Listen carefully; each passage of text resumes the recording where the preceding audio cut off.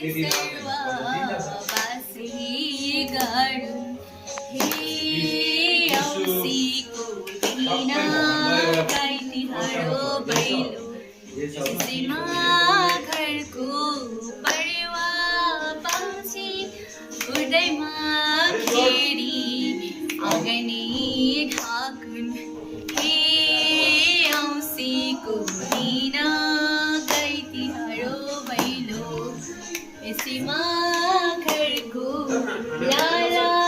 बाला जैसो महिरा